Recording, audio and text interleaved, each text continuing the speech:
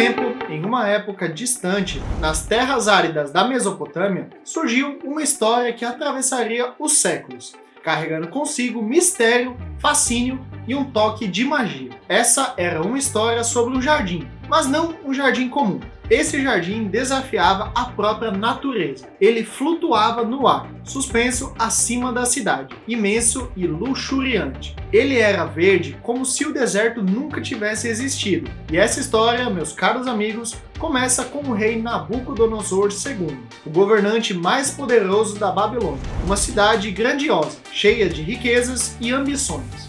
O rei, apaixonado por sua esposa Amitis, sabia que ela sentia falta das montanhas, das florestas e das paisagens de sua terra natal. Então, para trazer a ela um pedaço do que havia perdido, ele fez algo impensável. Ele decidiu criar um jardim. Mas não um jardim qualquer. Ele queria algo além do possível.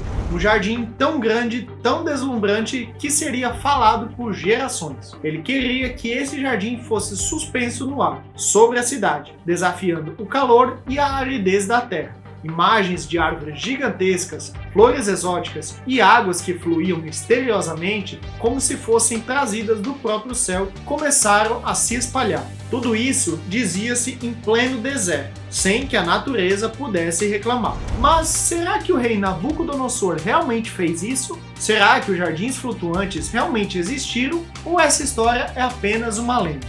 Ou uma metáfora para o poder infinito da Babilônia? Para entendermos a grandiosidade da lenda dos Jardins Suspensos, precisamos olhar para a cidade onde ela nasceu, a Babilônia, uma das maiores e mais poderosas metrópoles do mundo antigo. Agora, imagine uma cidade tão imensa que suas muralhas pareciam tocar o céu, rodeadas por templos grandiosos, palácios adornados e uma riqueza que deslumbrava até mesmo os mais poderosos reis. Babilônia não era apenas uma cidade, era o coração pulsante de um império, e o poder de Nabucodonosor se refletia em cada pedra. E obviamente em cada obra que ele erguia. Ao redor da cidade, o rio Eufrates cortava a terra, trazendo assim vida ao deserto. Mas não era só a água que fluía ali. A Babilônia se tornou um centro de comércio, arte e ciência. Sua população era imensa, sua arquitetura monumental, e suas conquistas eram o reflexo de uma civilização que sabia como impor sua força sobre tudo e sobre todos. Nabucodonosor, em particular, queria que sua cidade fosse o centro do mundo, e ele não poupava esforços para deixar isso claro. Foi ele quem construiu a famosa ponte de Ishtar, com seus impressionantes leões e dragões esculpidos nas paredes e ladrilhos esmaltados. E além disso, ele fez algo ainda mais audacioso. Ele refortaleceu as muralhas da cidade, tornando-as quase impenetráveis. E então, segundo a lenda, ergueu os seus jardins. Mas por que esse impulso por uma Babilônia ainda mais grandiosa? Por que esse desejo de desafiar a natureza com um jardim que flutuava sobre a cidade? Talvez a resposta esteja em seu próprio entendimento de poder. Nabucodonosor não queria apenas governar uma cidade. Ele queria criar algo eterno, algo que fosse lembrado por gerações. E talvez, apenas talvez, os Jardins Suspensos fossem sua maneira de mostrar que, assim como ele dominava as forças da natureza, ele também dominava o destino da Babilônia. Agora, para entendermos ainda mais a lenda dos Jardins Suspensos, é preciso dar um passo para trás e olhar para o império que Nabucodonosor governava. Babilônia não era apenas uma cidade, ela era a joia de um império vasto e influente. Um império que se estendia por terras férteis e desérticas. Um império onde o poder e a cultura se entrelaçavam em uma sinfonia de grandeza. Nos tempos de Nabucodonosor, o Império Babilônico estava no auge de seu poder. A cidade da Babilônia, com suas muralhas gigantescas e templos imponentes, era considerada uma das maiores maravilhas da antiguidade. Mas o rei sabia que isso não era o suficiente. Ele queria mais. Em sua visão grandiosa, a natureza precisava se submeter ao seu domínio. E foi nesse contexto que os Jardins Suspensos ganharam forma. Não se tratava apenas de agradar a sua esposa. Nabucodonosor queria algo algo maior. Ele queria mostrar ao mundo que, sob seu comando, a Babilônia era capaz de dominar não só as forças do homem, mas também as forças da natureza. Imagina só, um jardim flutuando no ar, alimentado por um sistema de irrigação tão avançado que poderia desafiar o calor implacável do deserto. Isso não era apenas um jardim, era um símbolo de poder, um reflexo da superioridade de um império que via a si mesmo como invencível.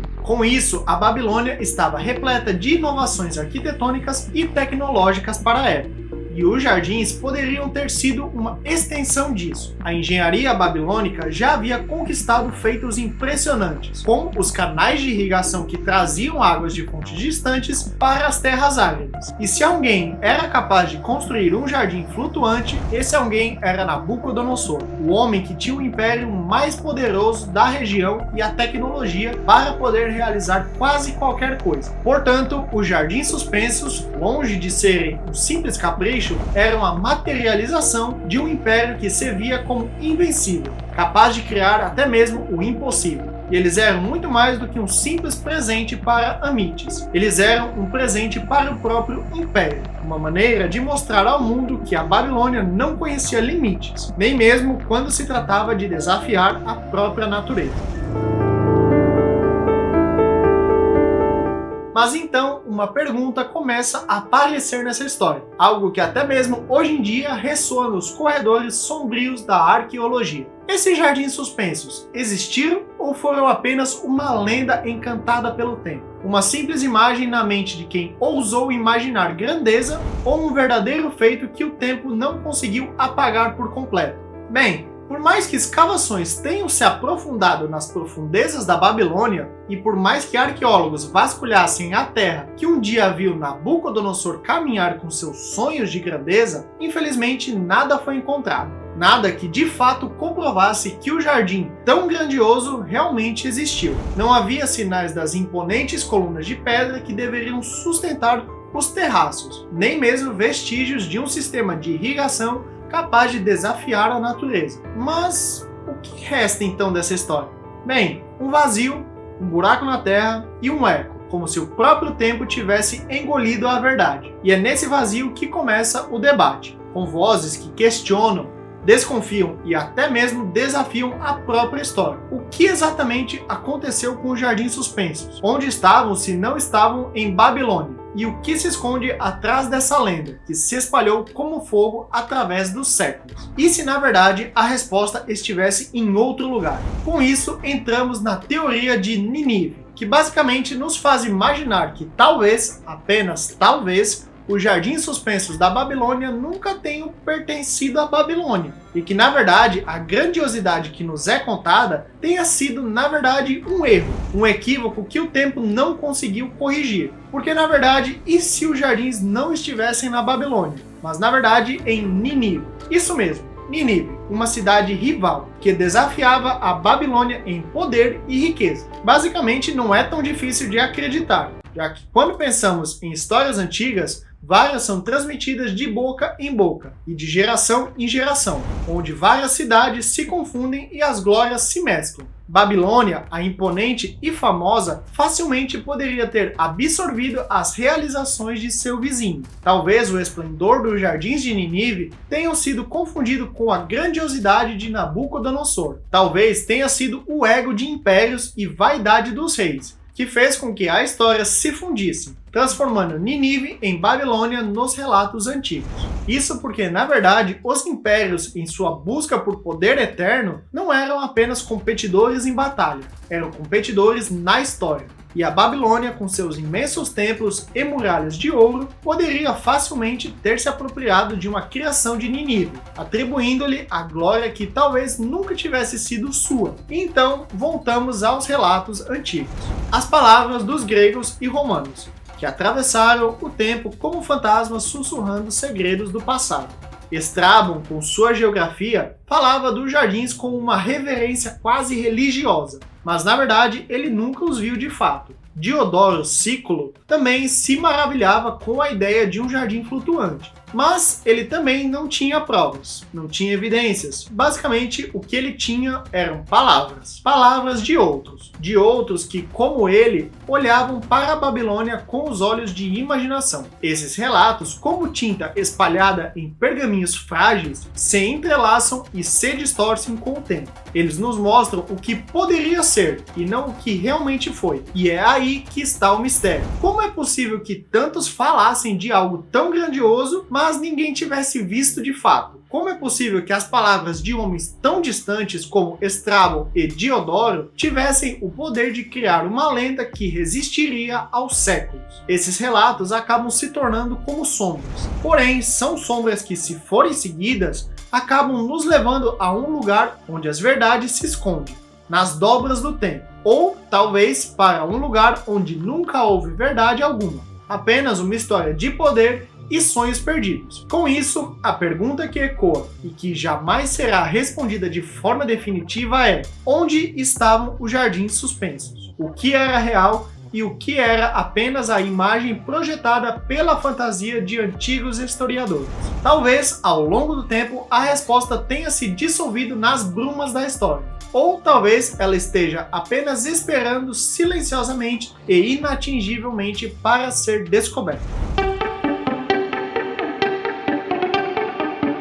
E agora, deixe-me contar algo a mais sobre essa história. Algo que vai além da visão dos jardins, além da grandiosidade do rei Nabucodonosor.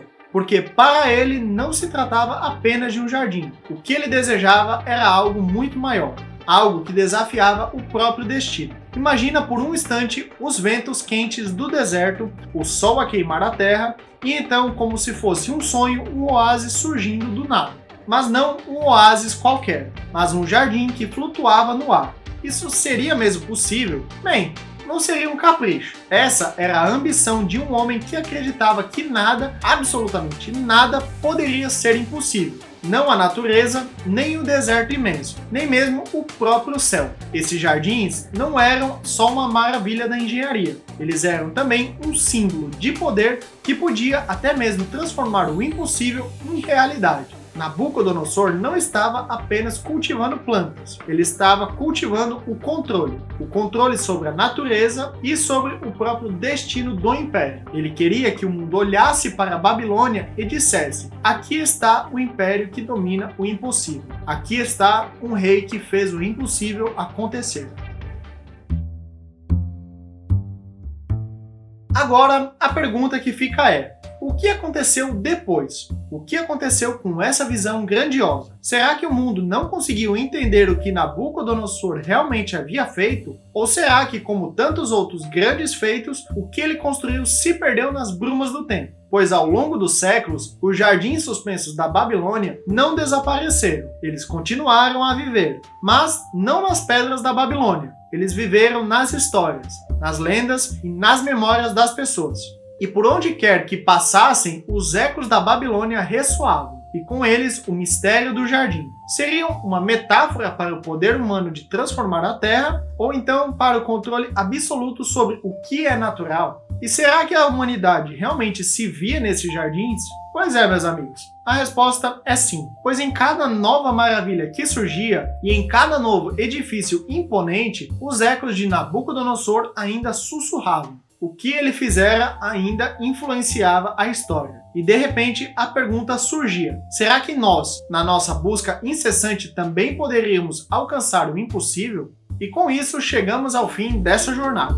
Uma jornada que nos levou através dos mistérios da Babilônia e nos fez questionar os limites da ambição humana. De um rei que desafiou a natureza para mostrar o seu poder, a jardins flutuantes que podem ou não ter existido. Mas e você? O que pensa sobre tudo isso? Será que Nabucodonosor realmente dominou a natureza com os seus jardins? Ou será que ele nos deixou algo ainda mais poderoso? O desejo de desafiar o impossível. E caso você tenha se interessado para continuar assistindo a outros vídeos sobre as maravilhas do mundo antigo, aqui eu vou deixar o último vídeo que foi feito sobre esse assunto aqui nesse canal, e aqui eu vou deixar o vídeo sobre a Pirâmide de Gizé, que é a última maravilha do mundo que ainda está de pé. E dito isso, que cada projeto seu seja uma obra-prima. Tchau!